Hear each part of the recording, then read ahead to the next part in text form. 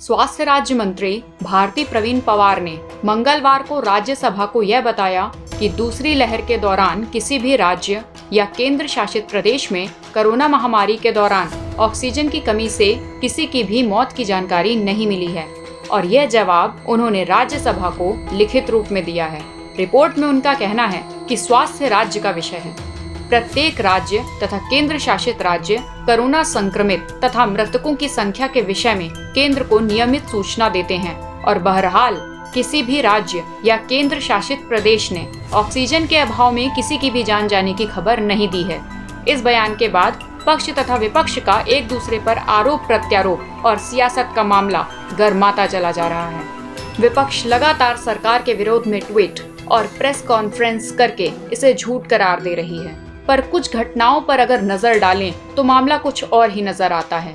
23-24 अप्रैल की मध्य रात्रि को जयपुर गोल्डन हॉस्पिटल में लगभग 21 लोगों ने अपनी जान गंवाई, जिसमें अखबारों में बड़े बड़े अक्षरों में खबर छपी कि ऑक्सीजन की कमी से इन व्यक्तियों की मौत हो गई।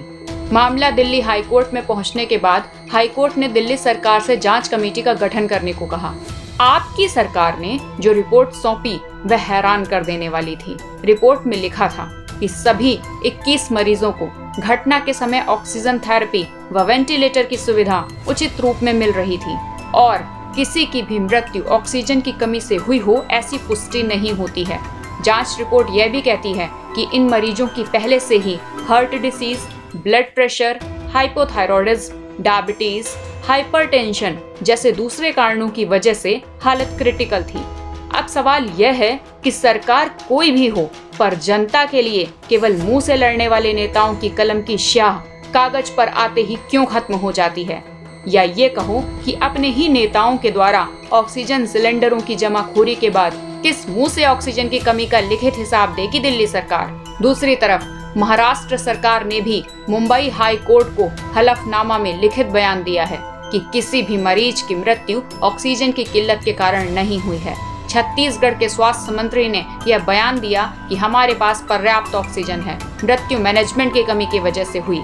राज्य में एक भी मृत्यु ऑक्सीजन की कमी के कारण नहीं हुई। विपक्षी नेताओं ने केवल ट्विटर पर जनता के साथ खड़े होने का ढोंग रचाया है। वे कागज पर यह आंकड़े केंद्र को सौंपने के लिए क्यों नहीं तैयार हैं? ऑक्सीजन सिलेंडर की जमाखोरी कैसे अखबारों पर, सोशल मीडिया पर छाई रही, यह सभी जानते हैं। ऑक्सीजन की आपूर्ति रही, पर ऑक्सीजन की जमाखोरी न रोक पाने वाली यह सरकारें किस मुंह से ऑक्सीजन किल्लत की रिपोर्ट सौंपेंगी? यह ऑक्सीजन स्कैम नहीं, जनता को बरगलाने का स्कैम है। यहाँ ना ही किसी सरकार का समर्थन है और ना ही किसी सरकार का विरोध, पर यदि आपको जनता के लिए लड़ना है तो करनी और कथनी में अंतर न रखिए। हमें बयानों और आंकड़ों में कोई अंतर स्वीकार्य नहीं। आप लिखित में आंकड़े सरकार को दीजिए, जनता आपके साथ है। ऐसी और जानकारी के लिए बोलते रहिए। Good morning madam.